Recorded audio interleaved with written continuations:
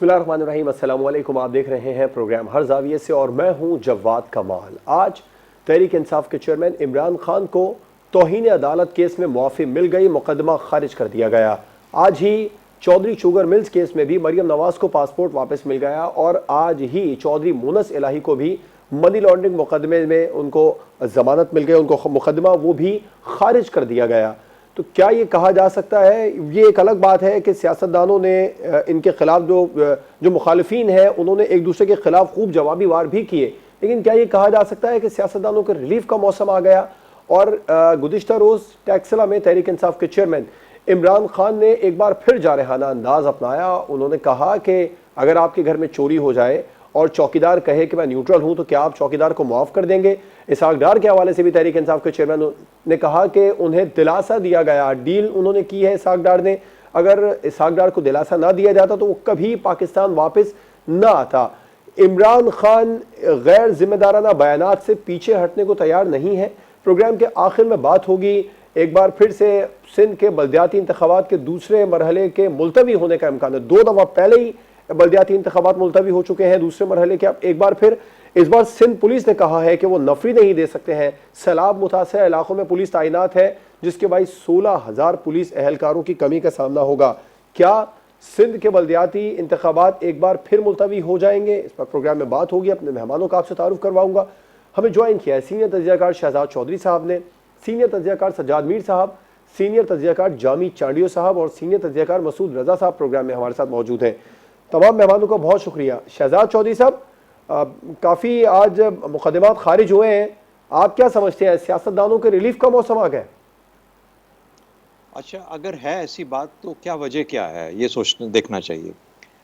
بالکل بریفلی میرا اپنا خیال ہے کہ ہم نے 15 سال میں جو 3 مختلف حکومتیں ٹرائی کر لی، P M L N, P T I اور پاکستان پیپلز پارٹی، اور ہم نے دیکھا کہ جو ان کے پاس سٹاک ہے، چاہے وہ انٹلیکچوئل سٹاک کہہ لیجئے، پولیٹیکل سٹاک کہہ لیجئے، وہ ایسا ہے کہ جو جس قسم کے چیلنجز اس ملک کو درپیش ہیں ان کا حل نہیں دے پایا، معاشی ہوں، معاشرتی ہوں، یا کسی اور طرح کے ہوں، یا سیاسی ہوں. اب تو سیاسی بھی بہت بڑھ گئے، تو اس کا کوئی حل نہیں ہے ان کے پاس، کچھ بھی حل نہیں ہو پا رہا. اچھا، اب اس سارے دوران میں کہیں نہ کہیں پہ کچھ مقدمات ایک دوسرے کے خلاف کھڑے کیے، کہیں کچھ ہوا، کہیں کچھ ہوا، کہیں عدالتوں نے محسوس کیا کہ کسی کو سائڈ پہ کر دو، کسی کو کنوکٹ کر دو، یہ کر دو. اس سے آپ کا جو پہلے سے ہی ایک ایوریج پولیٹیکل کیپٹل تھا وہ بھی بکھر کے رہ گیا. یعنی کچھ لوگ باہر ہو گئے سسٹم سے، کچھ لوگ اندر رہ گئے، جو اندر رہ گئے ان کی منمانی ہو گئی. تو میرا خیال ہے کہ ایک تو یہ خیال ہے کہ ایک طرح سے ایک وہ جو پولیٹیکل کیپٹل جو کہ ایگزسٹ کرتا ہے جیسا بھی ہے، اس سب کو موقع دیا جائے کہ وہ اپنی مکمل طور پر ایک بہترین کوشش کریں اور آ کے سسٹم کا حصہ بنے، الیکشنز ہوں، الیکشن کے بعد جو حکومت بنے، اور پھر دیکھا جائے کہ کیا وہ ان مشکلات، ان چیلنجز کا حل دے پاتے ہیں یا نہیں. کیونکہ یہ آفٹر آل اور آخر کار سرکار اور یہ جو ہمارے سیاسی لوگ ہیں انہی کے پاس ان کا حق ہے اور انہی کا ذمہ داری بھی ہے کہ وہ ان معاملات کا حل یا ان چیلنجز کا حل دیں. ہیونگ سیڈ دیٹ، ایک اور چیز کا بھی خیال کرنا چاہیے. کیا کہ اگلے الیکشنز کے بعد، سال سوا سال کے بعد، آپ دیکھتے ہیں کہ اگلی حکومت جو بھی آتی ہے وہ پھر سے اپنا رستہ درست نہیں کر پاتی. کہیں کرپشن کے معاملات ہیں، کہیں نااہلی اور نکمے ہونے پن کے معاملات ہیں، کہیں کسی اور چیز طرح کے مسائل شروع ہو جاتے ہیں، اور ملک جو ہے اور عوام جو ہیں وہ اسی طریقے سے ریاست اور معاشرہ دونوں طرف سے سمٹتا جا رہا ہے اور مار کھاتا جا رہا ہے. اگر ایسی بات ہوئی تو پھر میں کسی طرح سے بھی اس معافی کو، جس کو آپ ریلیف کہہ رہے ہیں، یا اس طرح کی جو سچویشن ہے جس میں کہ سب کا پھر ایک ماحول دوبارہ اکٹھے ہوتے بنتا نظر آ رہا ہے، شاید وہ زیادہ دیر تک نہیں چل پائے. پاکستان کے حل کیا ہے؟ اگر سیاسی حل بھی نہیں ہے، ہمارے پاس مارشل لا کا بھی حل نہیں ہے، تو پھر کیا ہے؟ ایک ہی چیز رہ گئی ہے. میرا خیال ہے کہ وہ، مجھے لگتا ہے کہ زیادہ اگر ہماری سیاست کامیاب نہ ہوئی تو ایک ٹیکنوکریٹک حل کی طرف پاکستان، اللہ نہ کرے ایسا کرنا پڑے، جی، لیکن سال سوا سال 1.5 سال کے بعد جاتا نظر آتا ہے. سجاد میر صاحب، آپ کیا سمجھتے ہیں آج جتنے مقدمات خارج ہو گئے، کیا سیاستدانوں کے ریلیف کا موسم آ گیا؟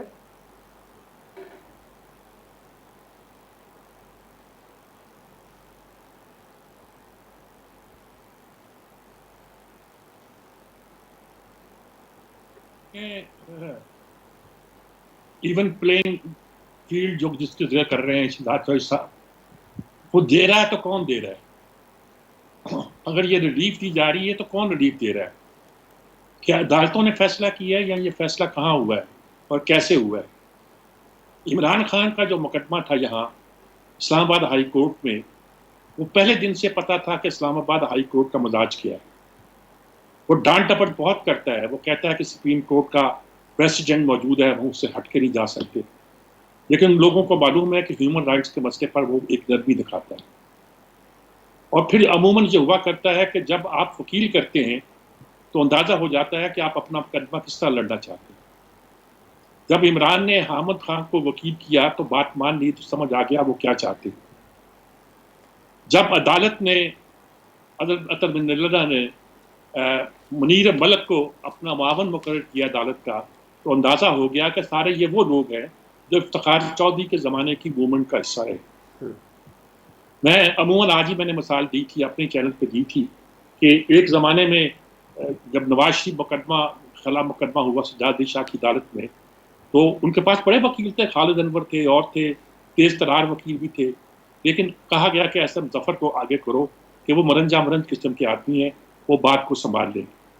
تو یہ تو پہلے دن سے نظر آ گیا تھا کہ بات سنبھالی جا رہی ہے، اگرچہ عدالت کہتی ہے کہ ہمارے پاس سپریم کورٹ کے جو پریسیڈنٹ موجود ہیں اس کے تحت ہمیں سزا ہی دینی چاہیے، لیکن وہ ایسا نہیں کرے گی۔ جہاں تک مریم نواز کے مقدمے کا تعلق ہے، اب مجھے بتائیے 3.5 سال سے آپ نے پاسپورٹ رکھا ہوا، کس بات پر رکھا ہوا؟ مقدمہ بنائیں گے، آپ نے ہیومن رائٹس کسی کے ضبط کیے، پی سی ایل پہ جتنے لوگوں کے نام ڈالے گئے تھے اور جتنے لوگوں کے پاسپورٹ ضبط کیے گئے تھے، ذرا آپ سٹڈی تو کریں تو وہ کیا صورت حال ہے۔ اب مریم نے کہا میرا پاسپورٹ مجھے دیں، تو 4 بار تو بینچ ٹوٹا ہے، کوئی نہ کوئی جج کہتا کہ میں یہ مقدمہ نہیں سنتا، آخر چیف جسٹس کو ایک بڑا بینچ بنا کے خود اس کی صدارت کرنا پڑی اور کہا کہ کرنا پڑا نیب کو کہ لاؤ کیا کیس ہے تمہارے پاس، کیا مقدمہ ہے تمہارے پاس، پتہ چلا کچھ بھی نہیں ہے۔ یہ تو ہمارے ریلیف دینے کی بات نہیں، یہ بات یہ ہے کہ جو چیز نارملی اپنے روٹ پہ آتی ہے، عمران کو ریلیف ملا ہے اس لیے ملا ہے کہ عدالت کا مزاج ایسا تھا اور عمران نے رویہ ایسا اختیار کیا۔ مریم نواز کو ریلیف ملا ہے تو اب اس کی انتہا ہو چکی تھی، 4 بار تو آپ بینچ توڑ چکے تھے، ٹھیک ہے، اور کیا کر سکتے تھے، اور آپ بات کیسے آگے بڑھیں۔ رہا مونس سلائی کا معاملہ، تو مونس سلائی اور چودھری جو ہیں وہ ہمیشہ ریلیف لے لیتے ہیں، ہمیشہ ان کو ریلیف ملتا ہے۔ ٹھیک ہے میر یہ صاحب، عدلیہ کا کمال ہے یا اسٹیبلشمنٹ کے ساتھ ان کے تعلقات کا کمال ہے، لیکن ان کو ریلیف جلدی مل جاتا ہے۔ ان تینوں چیزوں کو جوڑ کر ایک فارمولا طے کرنا جو ہے وہ میرے بس میں نہیں ہے کہ میں کہوں کہ ریلیف بالکل مل ٹھیک ہے، جائے، آپ کا پوائنٹ ہے۔ اور ریلیف ملنے کی وجہ سے غالباً ایون پلینگ گراؤنڈ سب کو دے دی جائے گی اور کہا جائے گا لڑو، فیصلہ کرو، کون تم میں سے آگے آتا ہے۔ ابھی میرا خیال ملک ٹھیک کہا ہے کہ شہزاد چودھری صاحب نے، شاید ٹیکنوکریٹ گورنمنٹ کی طرف ہی رجحان جا رہا ہے، نہ بڑھ رہا ہے، کیونکہ نہ مارشل لگے گا نہ جمہوریت چل پا رہی۔ مسعود رضا صاحب، آپ کیا سمجھتے ہیں آج جو مقدمات کے فیصلے آئے ان کو سامنے رکھ کر کیا یہ کہا جا سکتا ہے کہ سیاستدانوں کو ریلیف کا موسم آ گیا؟ آپ کے سوال کے اندر ہی مسئلہ ایک موجود ہے کہ میرے بھائی کون ریلیف دے رہا ہے، جیسے سجاد میر صاحب نے کہا کہ کوئی سرکس چل رہی ہے کہ ایک کو نکالیں، اس کو چیک کریں، پھر وہ سمجھ میں نہ آئے تو پھر دوسرے کو لیں، پھر تیسرے کو بلائیں، جس کو نکالا تھا پھر اس کو واپس لے کر آ جائیں۔ یہ جمہوریت ہے جہاں پر جمہور نے فیصلہ کرنا ہوتا ہے، یہاں پر ایک شفاف الیکشن کی ضرورت ہوتی ہے۔ سسٹم جو آپ لکھ چکے ہیں، جس کو طے کر چکے ہیں، اس سسٹم کو آپ کو آگے لے کے چلنا ہے، یا آپ کو یہ بار بار اگر آپ کہہ دیں کہ ایسا ہے کہ ریلیف کا موسم آ گیا ہے تو بتانا چاہیے کہ کس کی ریلیف، کون دے رہا ہے یہ ریلیف، کہاں یہ فیصلے ہو رہے ہیں اور کیوں دے رہا ہے یہ ریلیف۔ عمران خان صاحب کی حکومت رہی ہو، اس سے پہلے نواز شریف صاحب کی حکومت رہی ہو، اس سے پہلے پیپلز پارٹی کی حکومت رہی ہو، ہر حکومت کے اندر مسائل موجود ہوتے ہیں اور ہر حکومت کی اپنی اپنی لیمیٹیشنز اور مجبوریاں ہوتی ہیں۔ تو کوئی حکومت، مجھے نہیں لگتا کہ بالکل بری طرح سے ناکام حکومت کسی کو کہہ سکتے ہیں، کسی کو بڑی کامیاب حکومت کہہ سکتے ہیں۔ پاکستان کے جو مسائل ہیں وہ ہمہ جہت مسائل ہیں، اس کا حل کسی ایک سیاسی جماعت کے پاس نہیں ہے، ایک سیاسی کلچر کی ضرورت ہے اور بدقسمتی سے وہ پروموٹ نہیں ہو پا رہا، وہ فروغ نہیں پا رہا۔ کچھ عرصہ حکومت چلتی ہے، اس کے ساتھ پرابلمز شروع ہو جاتے ہیں، پھر کبھی آڈیو لیکس، کبھی ویڈیو لیکس، کبھی ڈان لیکس، تو کبھی کوئی سکینڈل، کبھی کسی طرح کی چیزیں۔ تو یہ ایک عجیب سا ماحول ہے ہمارے ملک میں طویل عرصے سے کہ حکومتیں اپنا وقت پورا نہیں کر پاتی، اور ہم ہمیشہ یہی سوچتے رہتے ہیں کہ کوئی ریلیف دے رہا ہے, کسی کو ریلیف مل رہا ہے, کسی کو ریلیف دیا جا رہا ہے. میرے خیال میں یہ سب کچھ ختم ہو جائے اگر, اور جمہوریت کو اس کی صحیح اسپرٹ میں چلنے کا موقع دیا جائے, تو ہم نہ اس طرح کے سوال کریں, نہ اس طرح کے سوالوں پہ بات چیت کریں. تو جہاں تک مقدمات کی بات ہے, میں تو ان کو روٹین کی چیزیں ہی سمجھتا ہوں, ٹھیک, اس حد تک کہ جب تک میرے سامنے بلیک اینڈ وائٹ میں معاملات موجود نہ ہوں. اسپیکولیشنز بڑی کی جا سکتی ہیں, سازشی تھیوریاں سمجھی جا سکتی ہیں, لیکن عمران خان نے ایک توہین عدالت کی تھی, اور جیسے سجاد میر صاحب نے بھی کہا کہ موڈ نظر آ رہا تھا عدالت کا, اور عدالت اس سے پہلے بھی کئی مقدمات میں اس طرح کے فیصلے دے چکی ہے. تو یہ بعید قیاس نہیں تھا جو عمران خان صاحب کا فیصلہ آیا. ٹھیک ہے, مریم صاحبہ کا دیکھو 3.5 سال ان کا پاسپورٹ رکھا, ان کو نیب نے اپنی حراست میں رکھا, انہیں اڈیالہ جیل میں رکھا گیا. تو کس نے رکھا؟ یہ کوئی سرکس چل رہی ہے, جو میں بار بار کہہ رہا ہوں کہ کوئی سرکس ہے کہ کسی کو بھی اٹھا کے بند کر دیں, کسی کو بھی اٹھا کے ملک سے باہر بھیج دیں, کسی کو بھی اٹھا کے ملک کے اندر لے کر آ جائیں. کون کر رہا ہے, کیسے کر رہا ہے, کیوں کر رہا ہے, اس کا اگر ہمیں جواب مل جائے تو شاید پاکستان جو ہے وہ اپنی صحیح ڈگر پہ چل پڑے. بالکل ٹھیک ہے. بریک پر جائیں گے. اب بریک کے بعد ہم بات کریں گے کیا عمران خان اپنے غیر ذمہ دارانہ بیانات سے پیچھے ہٹنے کو تیار نہیں ہے. اس پر بات ایک بریک کے بعد.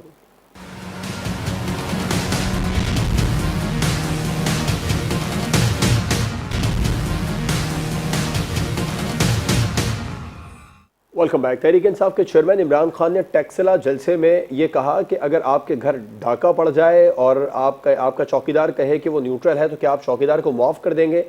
سجاد میر صاحب, عمران خان صاحب غیر ذمہ دارانہ بیانات سے پیچھے ہٹنے کو تیار نہیں ہے.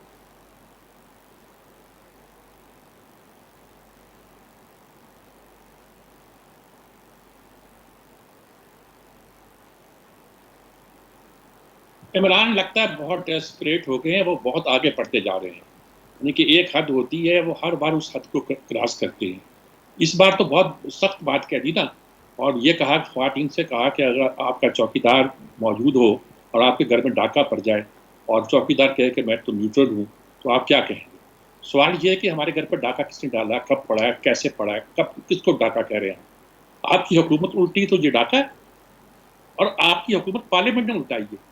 آپ کہتے ہو پارلیمنٹ کے اندر یہ سازش ایک غیر ملکیوں سے ہوئی ہے, تو مطلب یہ ہے کہ آپ ایک ایسی پارلیمنٹ پہ تھے جس پہ غیر ملکوں کا اثر تھا, سپر پاور کا اثر تھا. آپ کا کوئی کنٹرول نہیں تھا, آپ کی کوئی حکومت نہیں تھی, آپ کا کوئی اثر نہیں تھا. اور اب آپ یہ کہہ رہے ہو کہ ڈاکہ پڑ گیا ہے, اور ڈاکہ پڑ گیا ہے تو آپ نیوٹرل ہو گئے ہو. آپ نیوٹرل کیوں ہو گئے ہو؟ اس کا مطلب یہ تھا. دوسرا مطلب کہنا یہ چاہتے ہیں کہ کل تک آپ میرے ساتھ تھے, آج آپ میرے ساتھ کیوں نہیں ہو؟ آپ میرا ساتھ دو, ورنہ میں آپ کو ایک ایسا چوکیدار قرار دوں گا جس کے ہوتے ہوئے ڈاکہ پڑ گیا. ڈاکہ یہ ہے کہ مجھے اقتدار سے نکال دیا گیا. تو عمران خان حد سے آگے بڑھ رہے ہیں. وہ کیا کہہ رہے ہیں, کیا کہنا چاہتے ہیں, اور کس حد تک جانا چاہتے ہیں؟ یعنی صاف لفظوں میں وہ پچھلے دنوں سے جو زبان اختیار کیے ہوئے ہیں, کبھی میر جعفر کا لفظ استعمال کرتے ہیں اور یہ کہتے ہیں کہ ان کے سراج الدولہ کا سپہ سالار تھا, وہ سپہ سالار کا لفظ استعمال کرتے ہیں. مختلف باتیں ہیں, میں ان کو دہرانا نہیں چاہتا. یہ ساری باتیں یہ بتاتی ہیں کہ وہ اسٹیبلشمنٹ کے ساتھ جھگڑا لینا چاہتے ہیں. اور بقول شاید مریم نواز نے کہا تھا کہ رات کو پاؤں چاٹتے ہیں, صبح اٹھ کے کڑی دکھاتے ہیں. دیکھیے, آپ اس ملک میں اگر رہنا چاہتے ہیں, اقتدار میں رہنا چاہتے ہیں, تو آپ کو اس بات کا اعتراف کرنا چاہیے اس ملک میں اسٹیبلشمنٹ ایک حقیقت ہے. پوری دنیا میں ہوا کرتی ہے اسٹیبلشمنٹ ایک حقیقت, لیکن ہمارے ملک میں یہ ایک خاصی بڑی حقیقت ہے. آپ اس سے لڑائی بھی لیں اور آپ یہ توقع کریں کہ وہ آپ کو اقتدار میں لائیں, یہ ممکن نہیں. یہ کیوں لائیں آپ کو؟ جس طرح کا رویہ آپ نے اختیار کر رکھا ہے, اور جو باتیں آپ کہتے ہیں شیروں کی فوج کا سلار اگر گیدڑ ہوگا تو پھر کیا حال ہوگا. یہ آپ دیکھیے, باقی لوگوں نے اگر کوئی مخالفانہ بیان دیے تھے اور ایک فوجی قیادت کا نام بھی دیا تھا, تو وہ بیانات اور معنوں میں تھے. آپ تو لوگوں کو بغاوت پہ اکسا رہے ہیں. آپ کہتے ہیں آپ چوکیدار کو معاف نہیں کرنا, اس کو غدار سمجھو, اس نے غداری کی ہے تم سے. آپ یہ کہہ رہے ہیں آپ کے بندے نے رینکس اینڈ فائل سے کہا کہ اپنے سینئر کے خلاف گویا اگر وہ غلط حکم دیتے ہیں تو تسلیم نہ کرو. یہ جو فوج کے اندر رفت ڈالنا اور لوگوں کو فوج کے خلاف اکسانا, یہ وہ ایسے جرم ہے جو دنیا کی کسی ملک کی فوج برداشت نہیں کر سکتی, اور نہ کسی ملک کے محب وطن شہری کو بھی یہ صورتحال برداشت کرنا چاہیے. میرا خیال میں عمران اب حد سے بڑھ گئے ہیں، سوچنا پڑے گا کہ اس رستے کو کیسے بدلا جا سکے۔ مسعود رضا صاحب، آپ کیا سمجھتے ہیں عمران خان صاحب کے بیانات جس طرح مزید جارحانہ ہوتے جا رہے ہیں نیوٹرلز کے حوالے سے، وہ اپنے غیر ذمہ دارانہ بیانات سے کیا پیچھے ہٹنے کو تیار نہیں ہے؟ وہ پیچھے ہٹنے کو تیار نہیں ہوں گے تو وہ پیچھے چلے جائیں گے، وہ دھکیل دیے جائیں گے، اور اس کے علاوہ ان کا کوئی حل نہیں ہوگا۔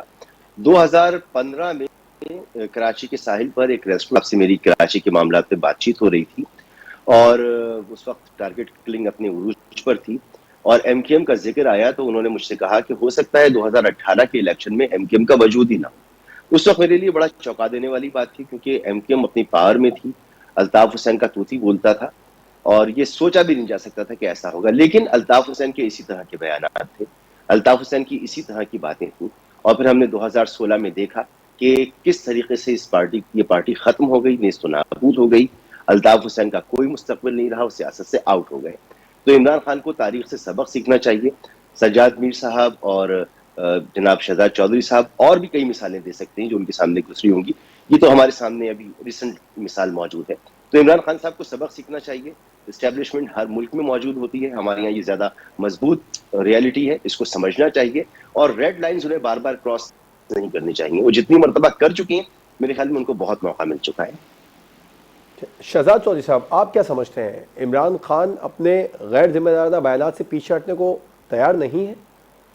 دیکھیے، اگر نہیں ہٹیں گے یا نہیں سمجھیں گے تو یہ ان کی نہ صرف ناکامی، نااہلی، نالائکی کے بعد پھر یہ ایک قسم کی کم عقلی بھی سمجھی جائے گی۔ وجہ یہ ہے کہ جو حکومتی ایوان ہوتے ہیں یہ اصل میں عوام کی ملکیت ہے۔ حکومتی ایوان عوام کی ملکیت ہے، ریاستی ادارے ریاست کی ملکیت ہے۔ جب ایک حکومت آتی ہے تو عوام کی نوکر ہوتی ہے۔ جو ریاستی ادارے ہوتے ہیں وہ ریاست کے ملازم ہوتے ہیں، وہ کسی شخص کے ملازم، کسی پارٹی کے، کسی حکومت کے ملازم نہیں ہوتے۔ یہ فرق کرنا اگر ایک سیاستدان کو سمجھ نہیں آتی تو پھر وہ اس کے قابل اور اس لائق نہیں ہے کہ وہ وہاں بیٹھ سکے۔ اس لیے چاہے وہ چوکیدار ہو، چاہے وہ تنخواہ دار ہو، چاہے وہ دہاڑی پہ کام کر رہا ہے، جو مرضی نام دے دیں، شفا الٹیمیٹلی یہ پاکستان کا المیہ ہے، لینے کے لیے آپ اسی کے پاس جاتے ہیں۔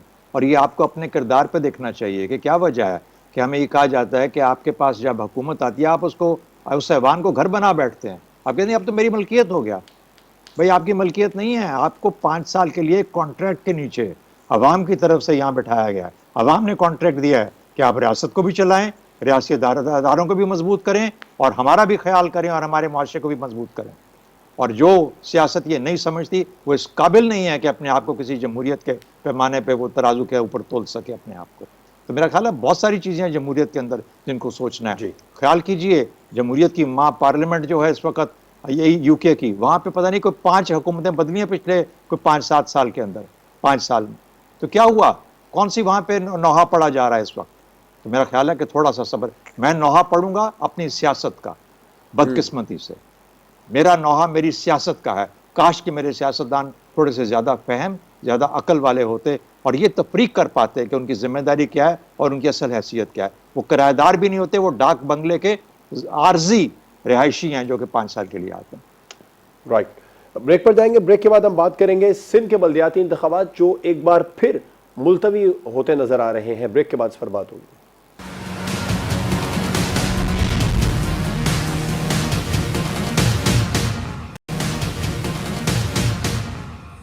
Welcome back. سندھ پولیس نے محکمہ داخلہ سندھ کو خط لکھا ہے کہ اگلے 3 ماہ کم از کم بلدیاتی انتخابات سندھ میں نہیں کرائے جا سکتے، کیونکہ سیلاب متاثرہ علاقوں میں پولیس کی ایک بھاری نفری تعینات ہے۔ 16,000 پولیس اہلکاروں کی کمی کا سامنا کرنا پڑ سکتا ہے۔ مسعود رضا صاحب، کیا سندھ کے بلدیاتی الیکشن ایک بار پھر ملتوی ہو جائیں گے؟ جی بالکل ہو جائیں گے، کیونکہ پیپلز پارٹی کی جو حکومت ہے اس کا کوئی انٹرسٹ پہلے دن سے نہیں ہے بلدیاتی الیکشن میں۔ 15 سال کی یہ حکومت ہے، اس نے ایک مرتبہ بلدیاتی الیکشن کرائے تھے، اور وہ سپریم کورٹ کے حکم کی وجہ سے کرائے تھے۔ اگر وہ نہیں کراتے تو ان کو توہین عدالت کا سامنا کرنا پڑتا، اور بڑی مجبوری کے عالم میں کروائے تھے۔ اس بار بھی پیپلز پارٹی بڑی لیت و لال سے کام لے رہی ہے۔ یہ پہلا موقع نہیں ہے، اس سے پہلے بھی ہیل، حجت اور بہانے کیے جاتے رہے ہیں۔ نہ صرف ان کی طرف سے کیے جاتے رہے بلکہ ایم کیو ایم کی طرف سے کیے جاتے رہے۔ صرف ایک جماعت اسلامی ایسی جماعت ہے جو چاہتی ہے کہ کراچی میں الیکشن اس وقت کسی بھی وقت ہوں، کسی بھی موقع پر ہوں. سیلاب کا بہانہ بنا لیا گیا ہے، اس سے پہلے بارشوں کا بہانہ بنایا گیا تھا. تو آدھے سندھ میں جو انتخابات ہوئے بھی ہیں یعنی دیہی علاقوں میں، وہاں پر بھی آپ اگر دیکھیں تو تقریباً 1100 سے زائد جو کہ منتخب ہوئے ہیں. تو ون سائیڈڈ الیکشن ہوئے ہیں، ان کی شفافیت پر کئی سوالات ہیں.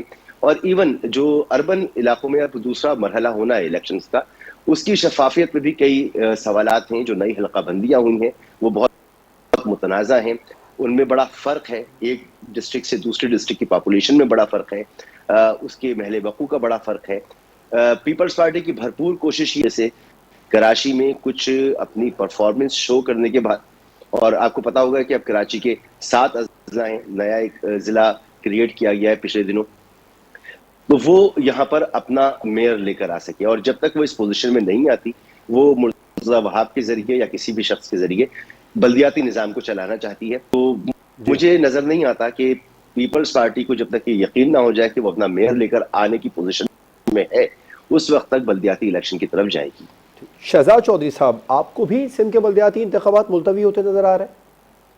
اچھا میرے بھائی، کراچی میں مرتضی وہاب صاحب تقریباً ایک آٹوکریٹ اور ڈکٹیٹر کا رول ادا کر رہے ہیں. اب اگر یہ کراچی جیسے بڑے شہر میں اس طریقے سے بندوبست چلایا جا رہا ہے اور کام چلایا جا رہا ہے، اور سندھ کے صوبے میں چلایا جا رہا ہے، اور ایک ایسی حکومت میں چلایا جا رہا ہے جو جمہوریت کے نام پہ جیتی ہے اور جمہوریت کی علمدار ہے. پاکستان کے قومی سطح کے اوپر اگر جمہوریت کا کوئی نعرہ اتنے شد و مت زور کے ساتھ لگاتا ہے تو پاکستان پیپلز پارٹی لگاتی ہے. لیکن وہ کسی طریقے سے تھرڈ ٹیئر آف گورنمنٹ جو ہے لوکل باڈیز کا، وہاں پہ اختیار نہیں دینا چاہتی، وہاں پہ وہ انتخابات نہیں کرانا چاہتی، وہ تھرڈ ٹیئر جو ہے اس کو کریٹ نہیں کرنا چاہتی. اب اوپر تو آپ کہہ سکتے ہیں وفاق میں کہ اثرات بہت خراب ہیں، وہاں پہ فورس بیٹھی ہے، اسٹیبلشمنٹ ہے، فلانا ہے، وہ اصل میں کام نہیں کرنے دیتے، لیکن پھر بھی میں 5 سال مزے لیتا ہوں. لیکن یہاں پہ کون سی اسٹیبلشمنٹ ہے جو آپ کو جمہوریت کے تمام جو مراحل ہیں ان کو مکمل کرنے میں آپ کے رستے میں حائل ہو رہی ہے؟ تو میرا خیال ہے کہ ایک سوچ کا فقدان ہے، اور یہ وہ ہے کہ ڈیلیگیشن آف اتھارٹی اور پھر centralisation of power at the lower level, یعنی پکڑ کے وہاں پہ طاقت کو بیٹھ جاؤ.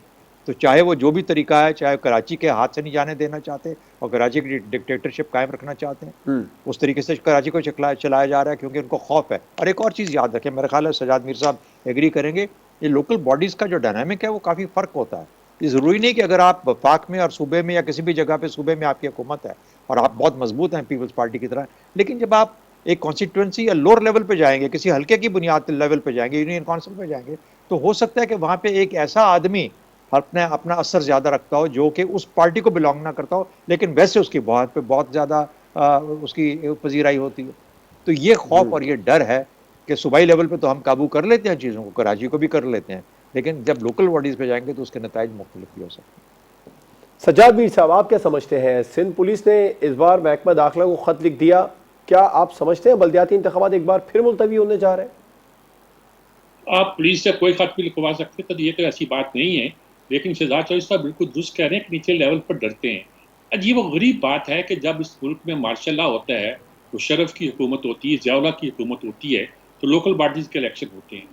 لیکن جب جمہوریت آتی ہے، نام نہاد جمہوریت جیسی بھی ہے آتی ہے، تو کوئی صوبائی حکومت بھی بلدیاتی الیکشن نہیں کرانا چاہتی، کیونکہ اسے اختیار دینا پڑتا ہے، انہیں وسائل دینا پڑتے ہیں، اور ان کو انڈیپینڈنٹلی کام کرنے کی اجازت دینا پڑتی ہے.